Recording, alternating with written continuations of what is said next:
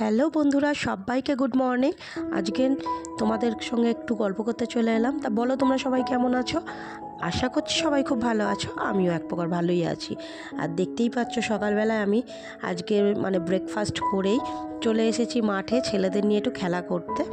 আমি খেলবো বলে আসিনি, কিন্তু ছেলের বায়নাতে আমাকে খেলতে বাধ্য করলো।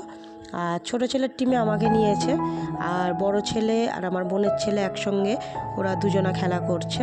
তা মাঠে এসে বেশ ভালোই লাগছে। ছেলেদের বায়নাতে মাঠে এসে এইরকমভাবে খেলা করব সত্যি কথা ভাবতেই পারিনি। আর খুব ভালোই লাগছে, কারণ অনেক দিন পর এইরকম একটা সুযোগ এলো, আর সেটাকে হাতছাড়া করলাম না। তা খেলতে খেলতে বেশ মজাই পাচ্ছিলাম, আর সেই পুরোনো দিনের কথাগুলো মনে পড়ছিল। খুব ভালো লাগতো এইরকম ছোটোবেলায় আমরা যখন বন্ধু বান্ধব মিলে খেলা করতাম, সেগুলো একটা অন্যরকম আনন্দ ছিল। সেই আনন্দটা হারিয়েই গেছে বলতে পারো। তা আজকে যখন মাঠে এলাম বেশ ভালোই লাগছিল। হয়তো সেই আনন্দটা এখন আর নেই, কিন্তু কিছুটা হলেও একটু হলেও আনন্দটা পেয়েছি, কারণ ছেলেদের সঙ্গে খেলার মজাটাই আলাদা, বুঝতেই পারছো। তা খেলতে খেলতে ছেলেদেরকে বলছিলাম, তোরা তাড়াতাড়ি কর, কারণ বাড়ি যেতে হবে। আর বাড়িতে আজকের একটা অন্যরকম কি বলবো, পৌষ মাসে বুঝতেই পারছো যেটা হবার জিনিস। আজকের একটু মা বলছিল পিঠে করবে। মা বলল, তোরা যখন এসছিস, আমরা যেহেতু বাপের বাড়িতে এসছি, 3 বোনই রয়েছি এখানে, তা বাবা ওই জন্য বললো সবাই যখন রয়েছিস আজকের তাহলে পিঠে করা হবে। সেই জন্য পিঠেও করতে হবে বাড়িতে গিয়ে। তারও একটা তাড়াহুড়োর ব্যাপার আছে। আর ছেলেরা এদিকে বায়না করছে, মাঠে নিয়ে চলো খেলা করব। বোনের ছেলে দেখছো ওখানে দাঁড়িয়ে আছে, আর এতটাই হাসাহাসি করছে ছেলেদের, 2 ছেলেকে নিয়ে আমি। আর বুঝতেই পারছো, বোনের ছেলে দেখো হাসতে হাসতে মাটিটা লুটিয়ে পড়েছে, এত হাসি পাচ্ছে ওর। আর এত সুন্দর রোদ্দুর, ঠান্ডার সময় এরকম রোদ্দুর বেশ ভালোই লাগে।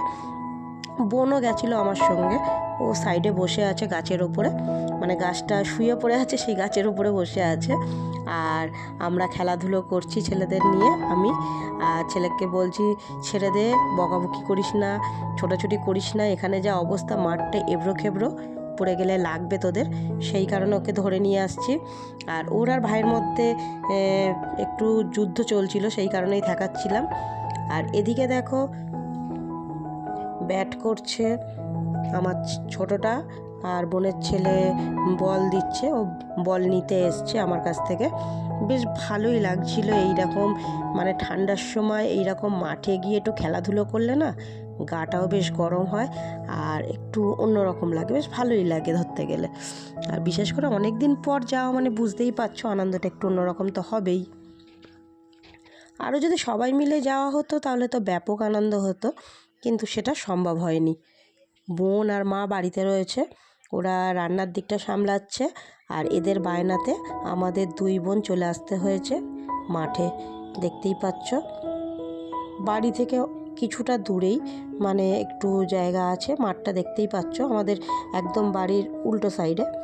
সেখানে আমরা গেছি, বেশ ভালোই লাগছে খেলাধুলো করতে। আর তোমাদেরকে বলছিলাম দেখো, এটা হচ্ছে রসবড়া। রসবড়া আমার বোনই করলো, এতটা বড়া করে তারপরে তাকে রসে ডোবানো। আগে ঠাকমার হাতে খেতাম, ব্যাপক লাগতো, ঠাকমাকে মা বলতাম, মা করতো।